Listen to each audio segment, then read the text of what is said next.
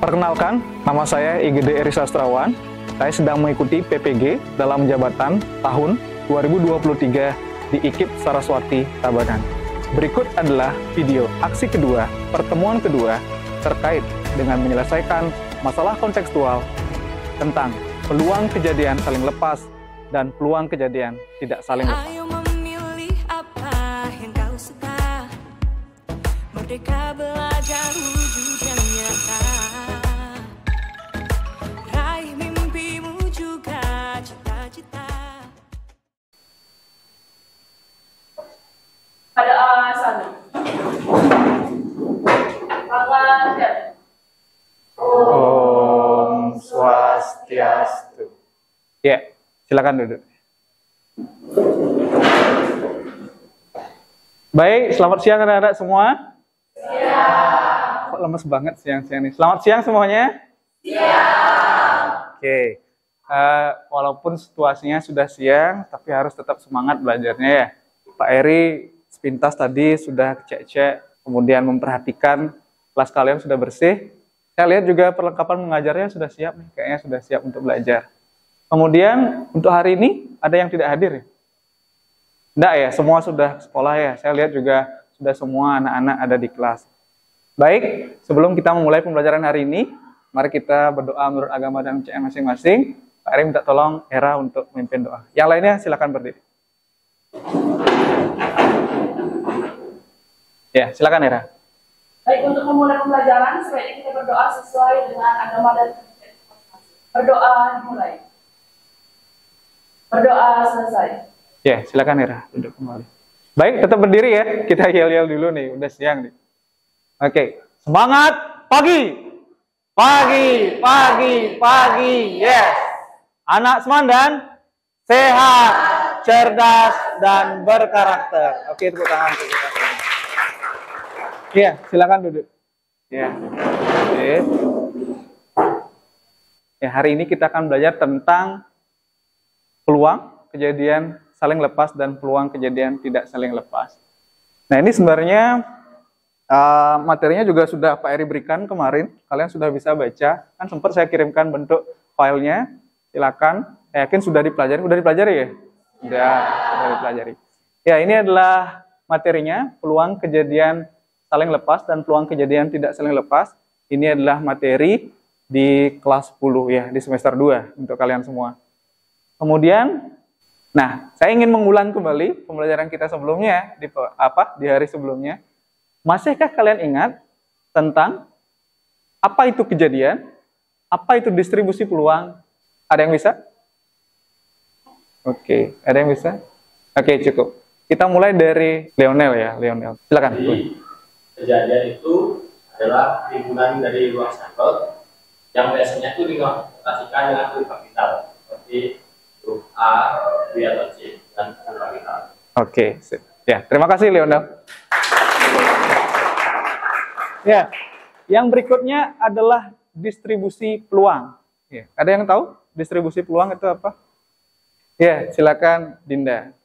Distribusi peluang adalah semua daftar dari keseluruhan hasil suatu kejadian disertai dengan nilai probabilitas masing-masing hasil.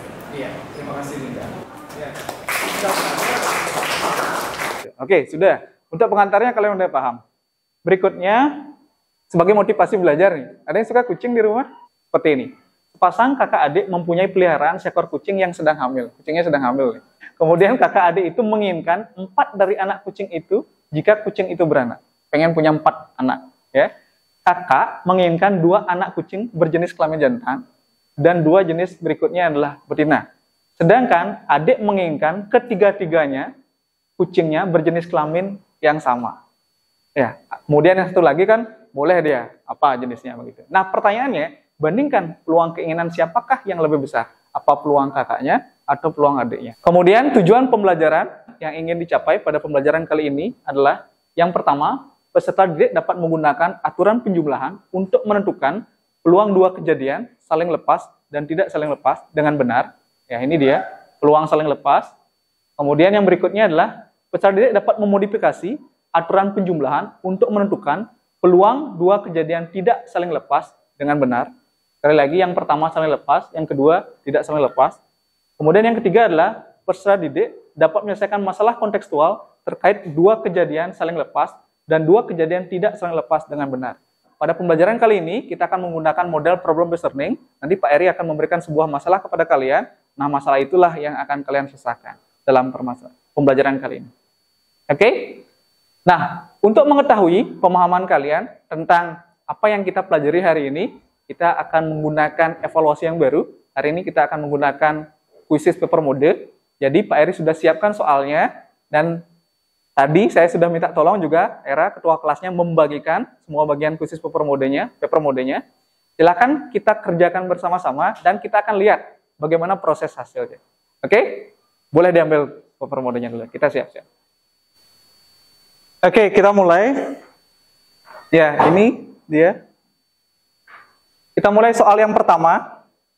Himpunan dari semua hasil yang mungkin dari suatu percobaan yang biasanya dinotasikan dengan S disebut dengan apa? Silakan, angkat tangannya semua. Ya, sip. Tunjukkan. Ya, semua anak sudah menunjukkan hasilnya. Diperjelas lagi.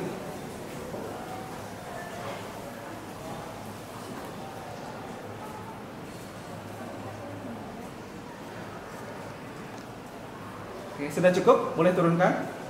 Nah, ini hasilnya. Siapa ya player 16? Siapa dapat 16? Kembali. Mas Sinta. Ini dia poinnya.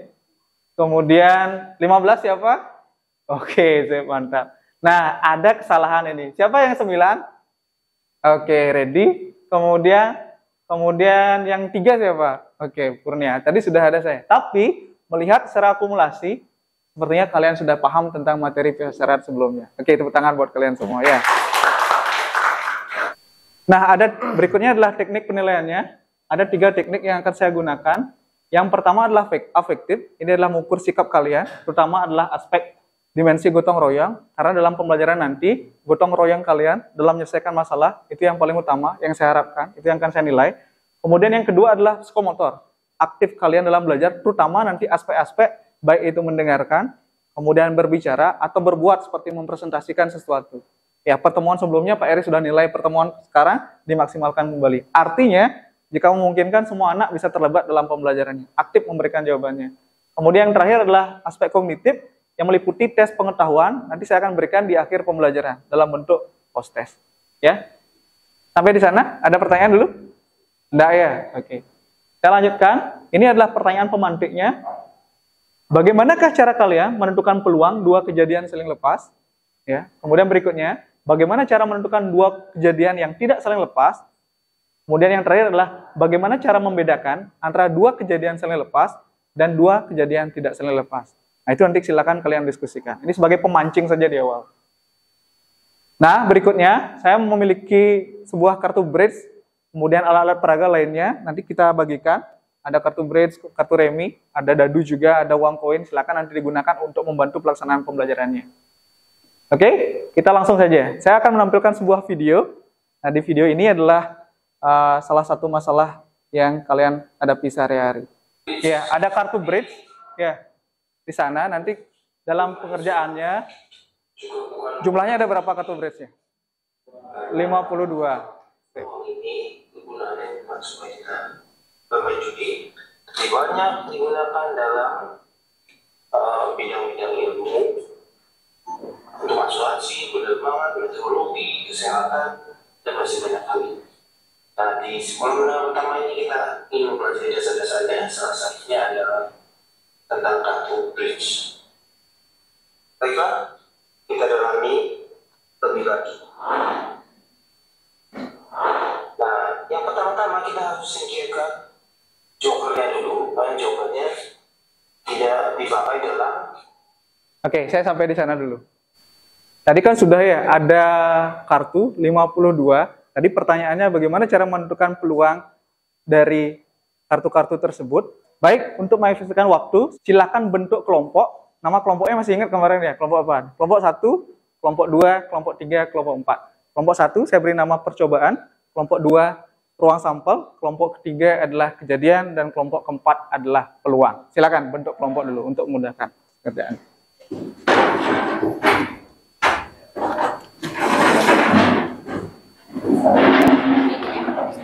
Ya, boleh mejanya satu. Atur jaraknya dengan teman kiri kanannya, Dik. Mundur lagi dikit, biar gampang. Ya, untuk mempermudah kalian mengerjakan bagaimana memahami pembelajaran pada hari ini, Pak Eri akan bagikan LKPD kepada kalian. Mohon perwakilan kelompoknya untuk ke depan mengambil LKPD. Sini aja, dekat-dekat aja. Ya, silakan. Ya. Oke, silakan. Silakan dicek dulu LKPD-nya. Kemudian dalam pengerjaannya, silakan perhatikan baik-baik mana yang menurut kalian cocok dilakukan, yang mempermudah dilakukan, silakan kerjakan dulu. Silakan, selamat bekerja semuanya. Nah, silakan perhatikan ke depan dulu. Nah, sebelum lanjut belajar, saya akan membagikan sebuah video pembelajaran. Video pembelajaran ini sebenarnya sudah saya bagikan sebelumnya juga kepada kalian. Silakan dilihat baik-baik. Kali ini kita akan mengingat kembali pengertian dari kejadian saling lepas, tak saling lepas. Kita awali dengan pengertian dari kejadian saling lepas dulu ya. Ya, ini materinya.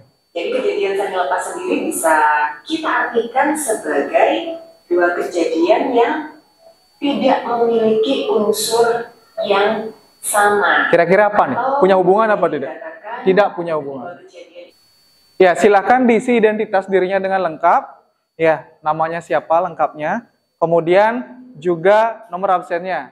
Nanti dikumpul ya LKPD-nya. Ingat, keaktifan kalian dalam mengerjakan masalah-masalah pada LKPD-nya akan menjadi poin penilaiannya nanti. Pak Eri tekankan kembali. Ya. Saya ulang. Pak Eri tekankan kembali, ada 3 aspek yang dinilai. Yang pertama adalah sikap kalian. Pertama, gotong royongnya. Yang kedua adalah aktivitas kalian dalam belajar. Dan prosesnya nanti, pengetahuan akademiknya. Silakan, selamat bekerja semuanya. Ayo memilih apa yang kau suka. Merdeka belajar wujud yang nyata. Raih mimpimu juga cita-cita. Generasi emas Indonesia. Profil belajar Pancasila.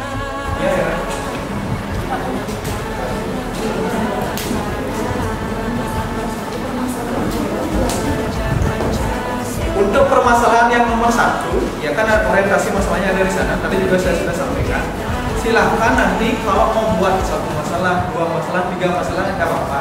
Yang jelas pertanyaan atau permasalahan dan hipotesisnya, jawabannya harus terkait dengan tujuan yang belajar. Ya, sudah ya. Nggak masalah. Kita.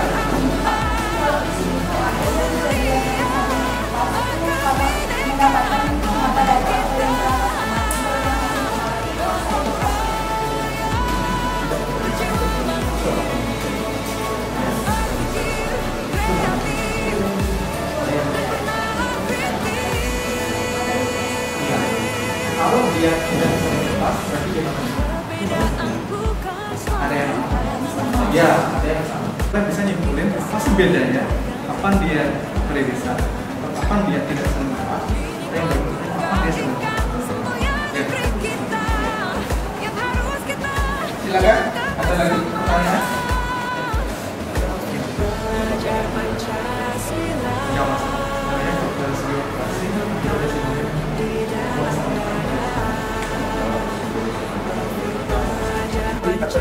Gimana kan? Kuenya ada berapa jadi? Berapa? 4. Terus kemudian ada.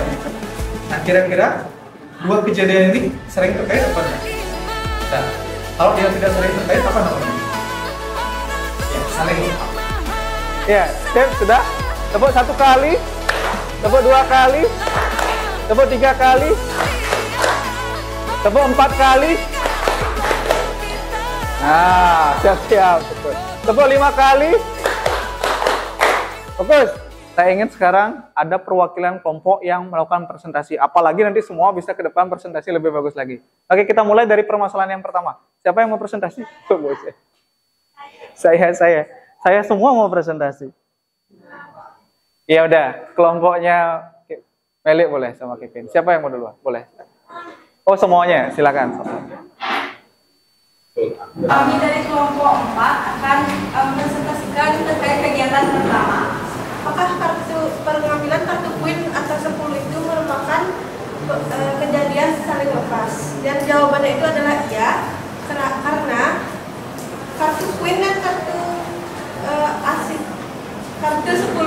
berbeda. Ini saya ada membawa kartunya, itu kelihatannya berbeda. Mengapa dikatakan berbeda? Karena di antara kedua kartu ini tidak memiliki hubungan. Jadi atau tidak memiliki irisan. Oke, jadi pertanyaan yang berikutnya itu apakah kartu as atau merah itu merupakan kejadian tidak saling lepas? Nah, ya saya contohin. Di kartu bridge kan ada 52. Nah, di situ asnya kan ada 4. Ada as, kop, semanggi, diamond, sama hati. Nah, ditanya tuh apakah as atau kartu merah tuh tidak saling lepas. Nah, di as ini kan ada 2 merah, 2 hitam. Nah, yang 2 merah ini, 2 as yang merah ini saling beririsan sama kartu merah. Dia ini merupakan bagian dari kartu merah. Untuk yang ketiga, bagaimana cara membedakan antara kejadian saling lepas dan kejadian tidak saling lepas, yaitu kita melihat ada atau tidaknya kejadian tersebut dilakukan diambil secara bersamaan atau memiliki irisan atau tidak memiliki. Sudah cukup? Oke, kasih tepuk tangan dulu. Oke, yang berikutnya siapa mau? Silakan. Jadi selamat siang semuanya. Siang. Oke, kami dari kelompok 1 bakal ngejelasin kegiatan kedua dari kali ini. Sekarang yang pertama bakal dijelasin, dibacain soal sama diisi oleh Vita.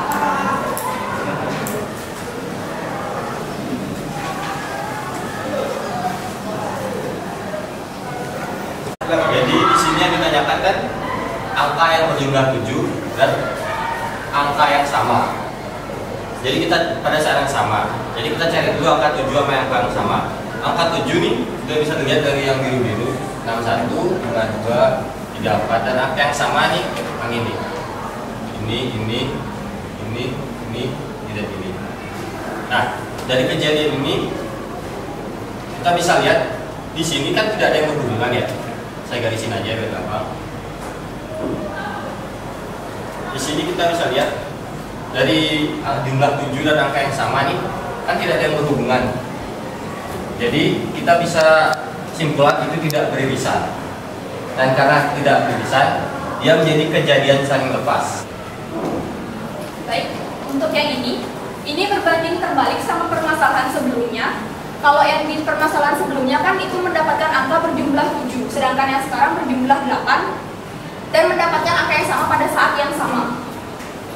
Jadi kita bisa lihat di sini yang berjumlah 8 itu 62, 53, 44, 35 dan 26. Itu jumlahnya 8. Sedangkan ditanya juga di sana mendapatkan angka yang sama pada saat yang sama.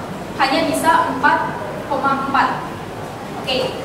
Jadi bisa kita simpulkan kalau di kejadian yang ini itu disebut kejadian tidak saling lepas.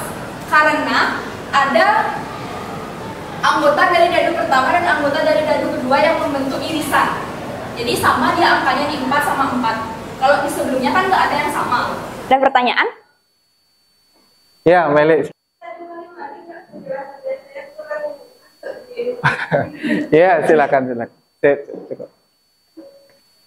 Silakan. Oke, jadi untuk permasalahan yang kedua ini, kan kalau di soalnya itu melemparkan sepasang dadu dan mendapatkan angka berjumlah 8 dan mendapatkan angka yang sama pada saat yang sama. Jadi udah dapat nih, intinya itu mendapatkan angka yang berjumlah 8 dan mendapatkan angka yang sama di saat yang sama dengan jumlah 8. Oke, jadi kesimpulannya itu, ini termasuk kejadian tidak saling lepas karena dia membentuk irisan. Bisa dimengerti. Silakan, ada yang mau nambahin lagi? Enggak? Gimana? Oh, Dinda nih, Dinda mau. Silakan. Iya. Kan yang karena kan yang kita itu angka yang berjumlah 8. Saya cari dulu angka yang berjumlah 8 itu berapa? Cari komponen.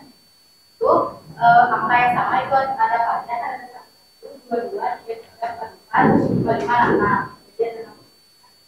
Jadi ada di komponen rencana. Kita lihat kan di dua komponen ada angka yang sama dan Oke, terima kasih Dinda. Tepuk tangan loh buat Dinda.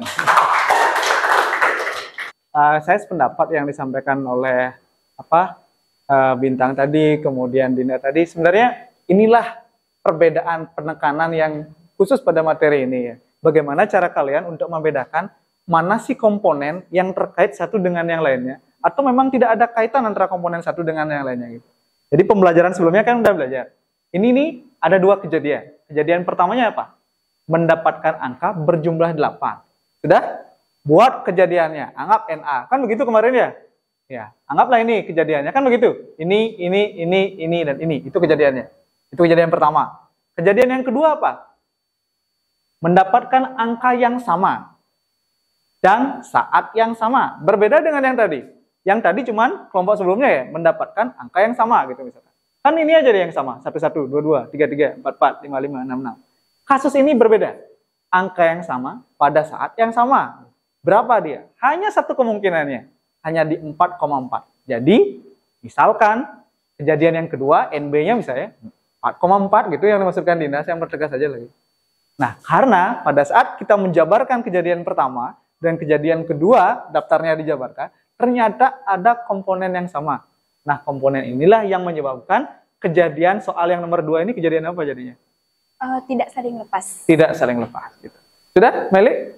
Sudah. Oke, cukup.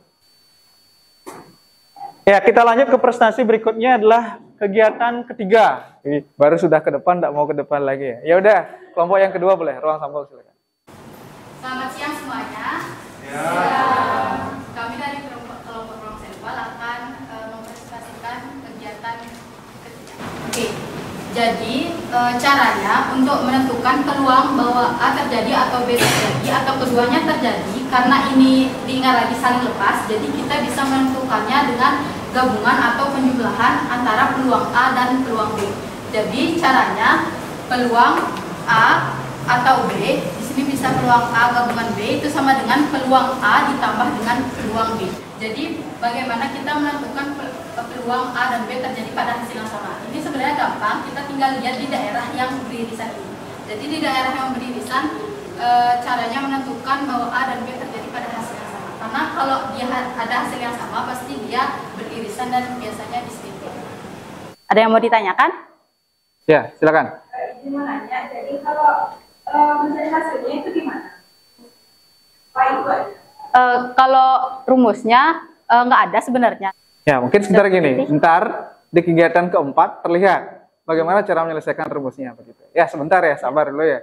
Jadi di kegiatan ketiga masih dalam tahap menentukan mana yang bagian masuk dalam unsur irisannya, mana yang tidak termasuk dalam unsur irisan. Oke, makasih Mas Sinta. Cukup? Iya. Silakan kasih tepuk tangan dulu untuk kelompok yang ketiga. Kita lanjut ke terakhir, ke permasalahan yang keempat. Ya udah, silakan kelompok yang ketiga. Ya, kelompok kejadian, silakan. Baik, izin menjelaskan.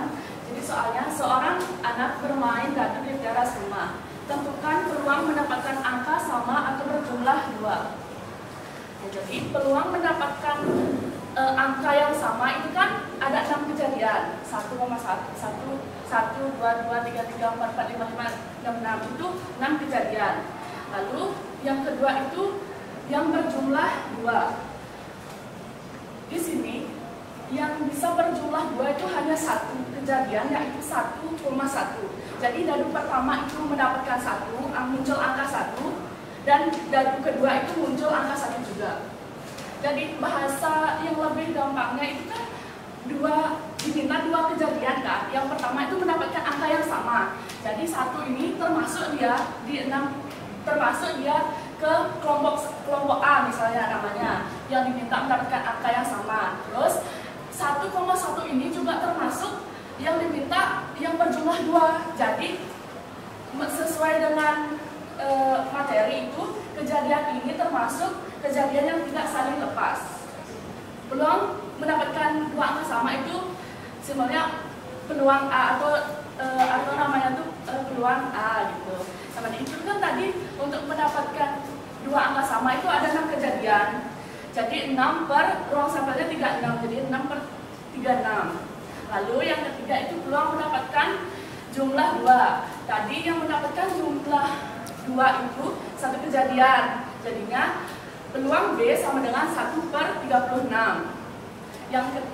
Yang keempat, peluang mendapatkan dua angka sama dan berjumlah 2, yaitu peluang A irisan B sama dengan irisannya kan 1,1. Jadi yang ada itu kan cuma satu kejadian kan, jadi 1/36. Untuk mencari peluang A gabungan B sama dengan peluang A ditambah peluang B dikurang peluang A irisan B. Dimasukkan aja peluang A-nya kan 6/36 ditambah 1/36 dikurang 1/36 sama dengan 6 tambah 1 kan 7 dikurang 1, 6/36 sama dengan disederhanakan dibagi 6 jadi 1/6. Sekian presentasi dari kelompok kami. Saya ucapkan terima kasih. Ya, udah silakan. Oke, sudah ya. Sudah banyak aktivitas kalian, mulai diskusi kelompok.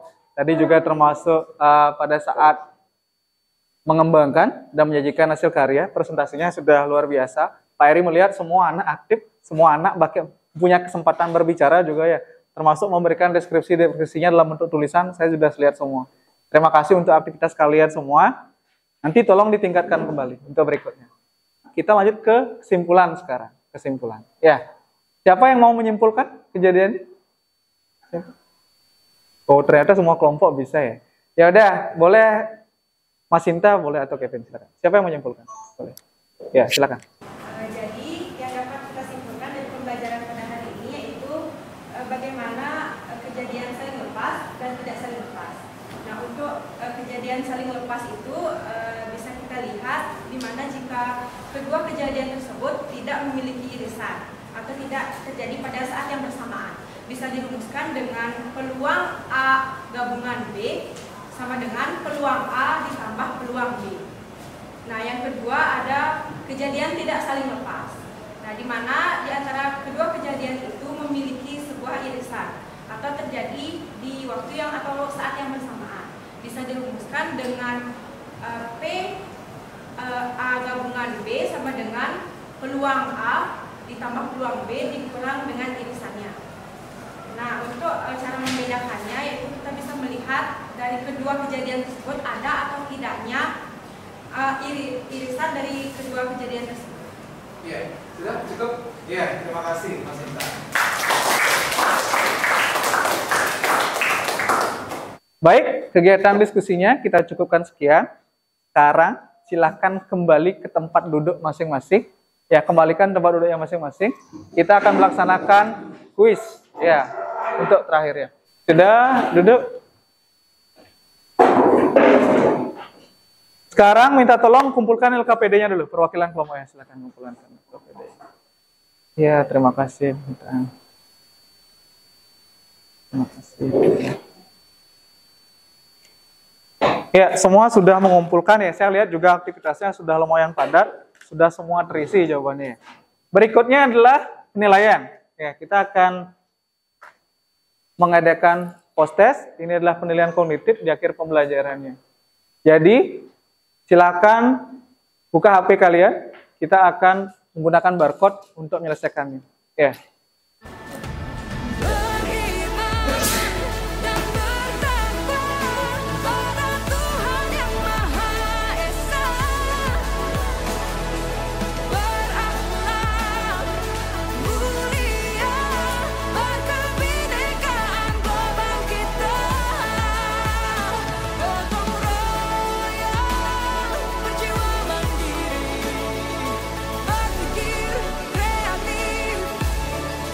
Oke, ya sudah, silakan dikumpulkan dulu. Ya, sip. Ayo dibantu ambil dari belakang.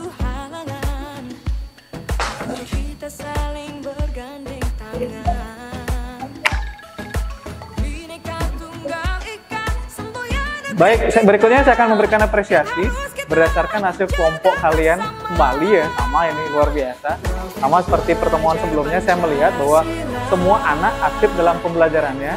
Ya, tapi khusus ini untuk kuisis yang tadi, mode paper modenya, saya ucapin selamat buat Mas Sinta karena Mas Sinta tetap bisa stabil ya, termasuk yang kemarin juga tangan untuk Mas Sinta.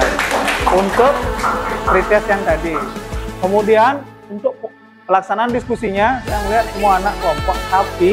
Nah, ini saya melihat peran dari tutor sebaya masing-masing ini luar biasa. Saya lihat ada Dinda, saya lihat ada Bintang, kemudian ada Lionel, kemudian ada Masinta juga, ada Kevin, ada Era juga, termasuk anak-anak yang lain sudah banyak membantu ya. Terima kasih banyak. Tepuk tangan dulu untuk teman-teman yang satu tadi.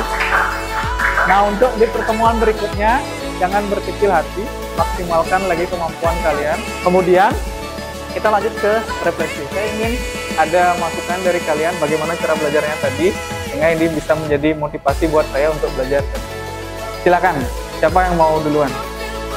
Gimana perasaan kalian? Apa yang kalian pelajari? Gimana gitu? Silakan, ada yang mau? Bentar, boleh nih, Bintang duluan. Oke, saya bakal kasih bagaimana perasaan saya dalam pembelajaran kali ini. Yang saya rasain itu saya senang dan saya juga bahagia, happy banget gitu. Karena saya yang walaupun saya milik teknologi, tapi saya baru tahu kalau ada krisis dengan mode baru. Jadi saya juga ngerasa, oh keren nih gitu. Dan juga cara Pak Eri ngasih kita penjelasan itu saya bisa cepat ngerti. Jadi teman-teman juga yang ngejelasin itu bikin saya ngerasa, oh gampang nih ternyata pelajarannya, nggak susah itu. Terima kasih Bintang. Ada lagi boleh? Ada yang mau lagi? Jawab.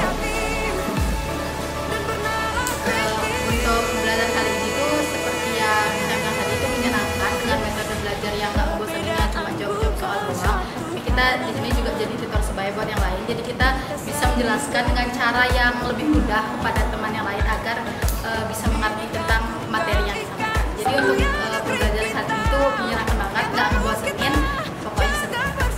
Terima kasih. Oke, putaran dulu. Oke, tanpa terasa kita sudah ada di ujung proses pembelajarannya. Kita mulai dari awal tadi, mulai kegiatan pendahuluan, kegiatan utama, orientasi masalah, kemudian mengorganisasi peserta didik berkelompok, kemudian melakukan penyelidikan, menyelesaikan masalah. Yang berikutnya adalah mengembangkan dan menyajikan pembelajarannya, membuat simpulan. Itulah sintak-sintak dari PBL-nya. Inilah kelebihan dari problem besarnya itu adalah siswa diberikan sebuah masalah dan kalian menyelesaikan masalah-masalah yang kontekstual kali, dekat sekali dengan kalian tadi. Ya, itu. Kemudian berikutnya, Pak Eri sudah berikan latihan kerjaan rumah buat kalian. Silahkan kerjakan itu. Dan akan gunakan materi itu untuk pembelajaran berikutnya nanti di pertemuan berikutnya. Kita akan belajar materi lanjutan nanti. Kalian akan ketemu nanti di kelas 11. Itu terkait dengan di kelas 10 sudah selesai materinya. Itu adalah peluang untuk kejadian bersyarat dan peluang kejadian majemuk. Itu beda lagi, kayak pengambilan bola seperti itu. Itu berbeda lagi konteksnya. Untuk pembelajaran hari ini Pak Eri cukupkan. Sebelum mengakhiri pembelajaran, Pak Eri minta tolong lagi Era untuk memimpin doa dan mengakhiri pembelajaran. Baik, untuk mengakhiri pembelajaran hari ini, berdoa dimulai.